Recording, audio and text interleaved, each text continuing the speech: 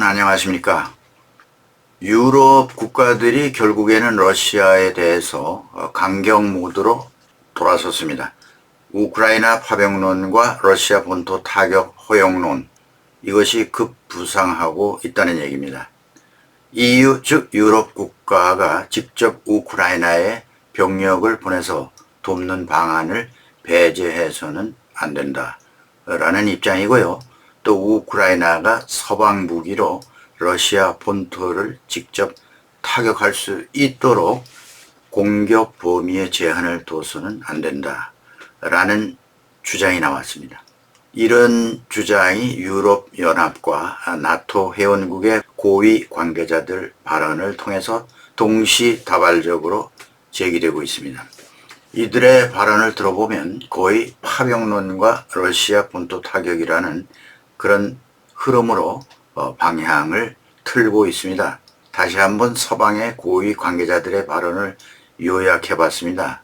이 마크롱 프랑스 대통령은요, 우크라이나가 서방 무기로 러시아 영토의 군사기지를 공격할 수 있어야 한다, 이런 주장을 했고요. 옌스 스톨텐베르그 나토 사무총장은 우크라이나에 지원한 무기의 사용 제한 해제를 숙고해야 할 때다. 호셉 보렐 EU 외교안보 고위 대표는 우크라이나가 서방 무기로 러시아 본토를 공격할 권리가 있다, 이렇게 얘기했습니다.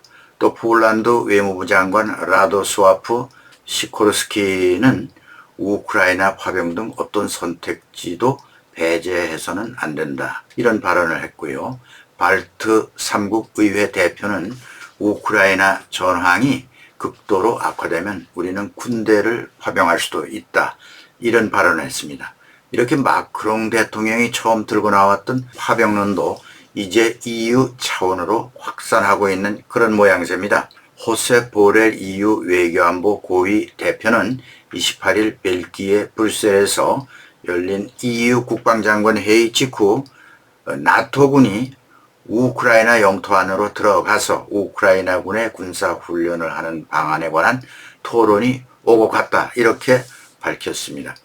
보렐 고위 대표는 직접 파병과 관련해서 회원국 간의 다양한 시각이 있어서 현재는 명확한 EU의 입장이 있다고는 할 수 없지만 모든 것은 변하는 법이다 라면서 상황에 따라 파병 논의가 급진전될 수도 있음을 시사했습니다. 무슨 말이겠습니까? 이런 정도라면 직접 파병이라는 전제하에 그런 나온 말이 아닐까 생각이 되는데요. 여러분께서는 어떻게 생각하시는지요?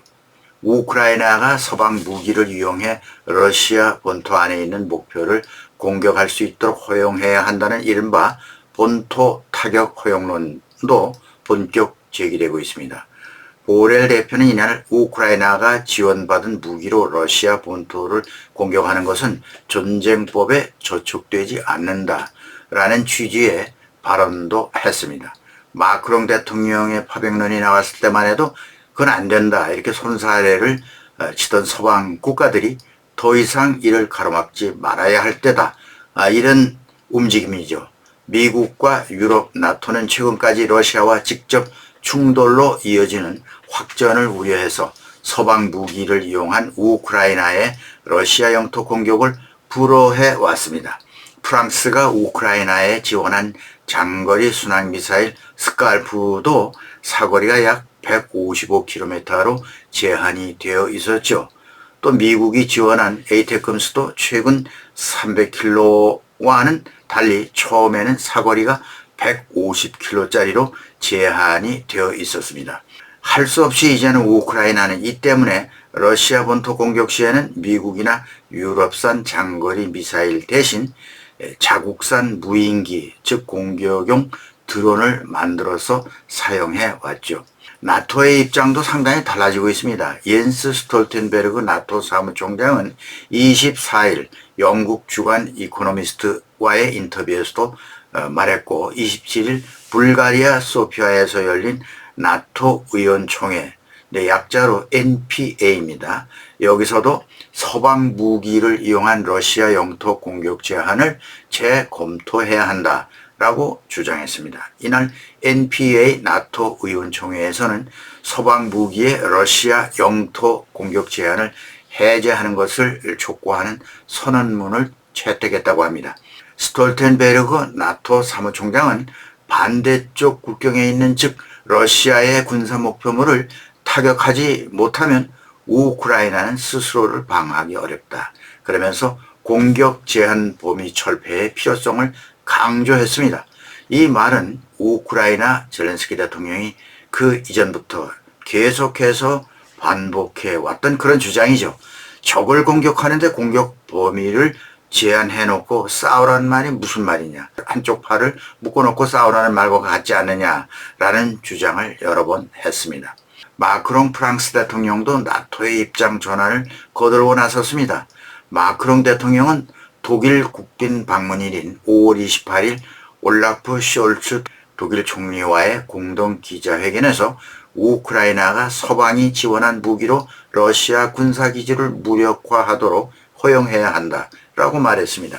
러시아 본토 군사기지로 한정해서 본토 공격을 해도 된다. 그런 이야기죠.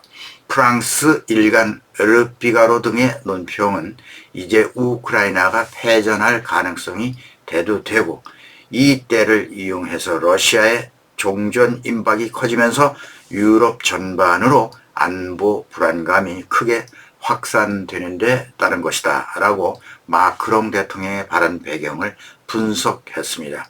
이런 우려에 따라 이와 맞물려 이른바 체코 이니셔티브에 따른 포탄 지원도 며칠 내에 이루어질 것으로 보입니다. 체코가 앞장서서 우크라이나 지원 계획을 마련했죠. 이른바 체코 이니셔티브라고 하는 것입니다.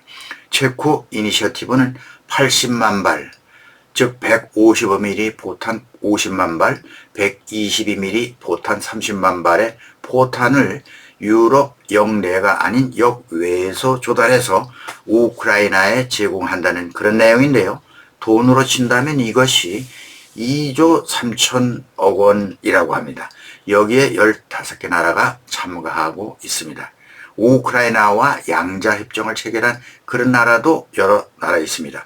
벨기에는 2028년까지 F-16 전투기 30대를 제공하겠다고 약속했습니다. 현지 시간 28일 로이터 통신에 따르면 페트르 비알라 체코 총리는 이날 프라하에서 체코 이니셔티브 참여국 일부 정상과의 회의를 앞두고 첫 인도분으로 155mm 포탄 수만 발이 6월 달에 우크라이나로 전달될 것이다. 이렇게 말했습니다. 그러나 우크라이나는 며칠 내에 첫 선적이 이루어질 것으로 기대해도 된다라고 말했습니다. 이날 회의에는 발트해에 면한 국가인 바르크 리터 네덜란드 총리, 그리고 메테 프레데릭센 덴마크 총리, 에비카 실리아 라트비아 총리, 안제이 두다 폴란드 대통령 등이 참석했습니다. 이 러시아와 맞대고 있는 발트해 연안 국가들이야말로 발트해 3국과 더불어 러시아에 대한 위협을 직접적으로 피부로 느끼는 나라입니다. 참석자들은 회의 후 공동 성명을 내고 현재까지 확보된 자금에 비춰볼 때 올해 말까지는 50만 발의 포탄을 기부할 수 있을 것으로 전망한다.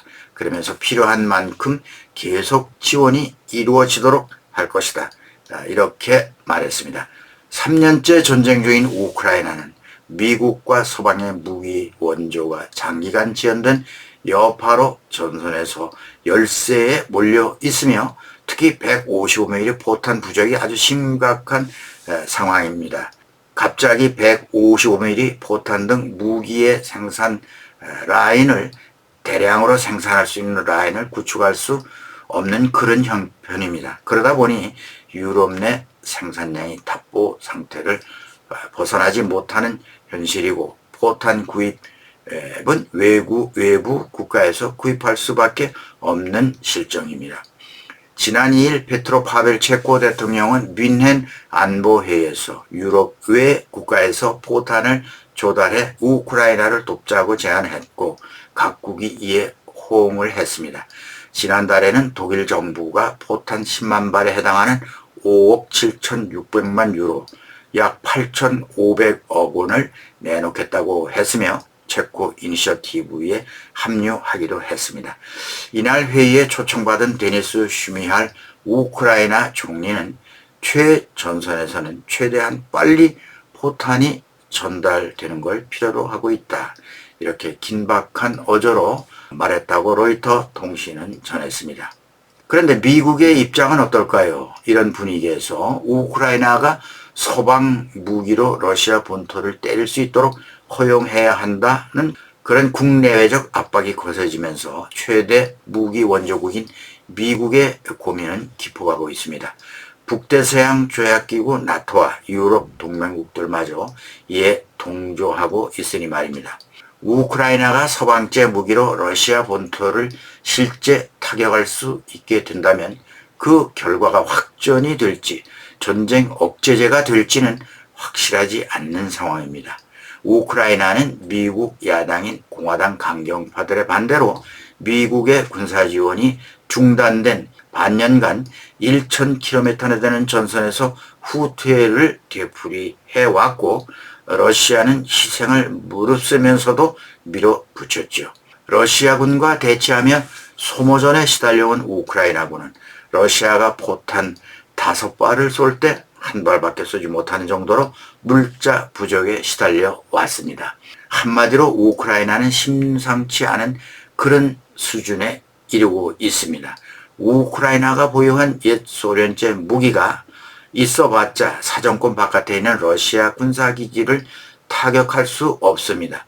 이것을 누구보다 잘 알고 있는 러시아는 장거리 미사일로 일방적으로 우크라이나 주요 도시를 두들겨 패고 있습니다. 지난 10일부터 시작된 우크라이나 제2도시 하르키우를 겨냥한 공세에 앞서서는 하르키우 도심과 불과 30km 지점에 떨어진 우크라이나 러시아 국경 너머에 보란듯이 대규모 병력과 장비를 집결시키기도 했습니다. 미국은 차기 대선과 관련한 국내 정치 문제에 집중하다 보니 그러다 보니 자칫 우크라이나가 패배할 수 있다는 그런 상황을 초래할지도 모른다는, 말하자면 원죄론이 불쑥 일어나고 있습니다. 미국 정치권에서는 이와 관련한 거센 논쟁이 일기 시작했습니다. 미국이 우물쭈물하는 사이에 우크라이나가 사라질지도 모른다는 압박감이죠. 러시아와 서방의 정면 대결로 확전할 것을 우려해서 일찌감치 서방 무기의 러시아 본토 공격에 선을 그었던 미 백악관도 이제는 공식적으로 매우 빠른 속도로 그런 위험에 대한 재평가에 착수했다라고 뉴욕타임스는 29일 보도했습니다. 토니 블링컨 미 국무장관은 전장 상황의 변화에 따라 미 정부의 관련 입장이 적응하고 조정될 수 있다, 이렇게 말하기도 했습니다. 5월 초 우크라이나를 방문한 블링컨 장관은 바이든 대통령에게 서방 무기의 러시아 본토 공격을 계속 제한한다면 하르키우를 비롯한 국경 주변의 도시는 더 이상 지키지 못할 수 있다, 이렇게 보고했다고 뉴욕타임스는 전했습니다. 이미 백악관 보좌관 일부는 관련 정책의 변경이 불가피하다고 보고 있으며 국경 바로 너머의 러시아 공군 기지와 보급 창고 등 우크라이나 공격 관련 시설에 한정해서 미국제 무기 사용을 허용할 것이라는 전망이 나온다고 이 뉴욕타임스는 덧붙였습니다. 개인적인 입장으로 볼 때는 이미 미국 무기를 통해서 러시아 내외의 군사시설을 포격하고 있지 않나 라는 생각이 듭니다. 러시아는 물론 거센 말폭탄으로 위협을 하고 있죠. 러시아는 이러한 서방의 강경 대응에 대해서 군사적 위협으로 응수했습니다. 푸틴은 지난 3월에는 러시아와 나토의 직접적인 충돌은 3차 세계대전으로 한 걸음 다가가는 것이다 라고 말했고요. 푸틴은 지난 28일 서방이 우크라이나의 러시아 영토 타격을 허용한다면 인공위성 등을 통한 지원이 있어야 하는, 즉 우크라이나 단독으로는 쓸 수 없는 서방제 무기가 러시아 본토 공격에 쓰인다면 서방이 이번 전쟁에 직접 개입한 것으로 간주될 것이다 라고 경고했습니다. 뉴스 분석 매체 더 컨버세이션은 푸틴은 서방의 공포를 불러일으키기 위해 거듭 핵 위협을 가해왔다. 그러면서 러시아가 북대서양조약기구 회원국을 상대로 보복을 가하는 등 확전의 위험성은 심각한 우려사항이다. 이렇게 말했습니다. 블라디미르 푸틴 대통령은 28일 서방 국가의 우크라이나 파병에는 심각한 결과가 있을 것이다. 유럽, 특히 발트 3국 등 작은 국가들은 그들이 무엇을 가지고 노는지 알아야 한다라고 말했고요. 서방이 파병을 계획하면 갈등을 확대하는 것이고 세계적인 충돌에 가까워질 것이다. 이렇게 경고했습니다. 드미트리 페스코프 크레므린궁 대변인도 러시아 매체 인터뷰에서 나토가 군사적 황홀경에 빠져서 양측의 갈등 수위를 높이고 있다. 이렇게 주장을 했죠. 한마디로 핵을 쓰겠다는 얘기가 아닙니까? 여러분 어떻게 생각하십니까? 2010년 개정된 러시아군 군사교리는요. 국가 존립의 위협이 있을 때는 핵무기가 아닌 재래식 전력으로 공격해오는 적에게도 핵무기를 사용할 수 있다. 이런 규정이 있습니다. 네, 그건 그렇다 쳐도 푸틴이 정말 역시 핵무기를 갖고 있는 나토 국가에 대해 같이 핵을 사용할 수 있을지는 그 어느 누구도 판단하기 어려운 일일 것입니다. 이처럼 유럽은 안보 위기의식이 높아가고 있는 분위기이며 그런 분위기에 편승해서 러시아와의 전쟁에서 고전하는 우크라이나에 더 힘을 실어주자는 목소리가 커져가고 있습니다. 직접 파병해야 한다는 소리가 점차 확산되고 있고요. 서구 국가가 지원한 무기로 러시아 본토를 공격할 수 있도록 하자는 주장이 점차 힘이 실리고 있습니다. 이번 전쟁에서 반드시 러시아가 승리했다는 결론이 나와서는 안 된다.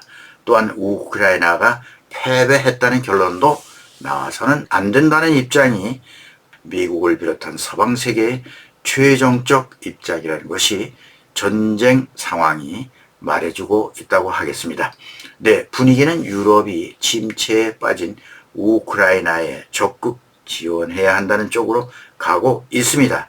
이제 다시 전술적 용기를 회복해서 침공군인 러시아를 반격하는 데 대성공을 거두기를 바랍니다. 시청자 여러분 어떻게 전망하시고 계시는지요? 네, 오늘은 여기까지 하겠습니다. 김정구 GTV였습니다. 여러분 감사합니다.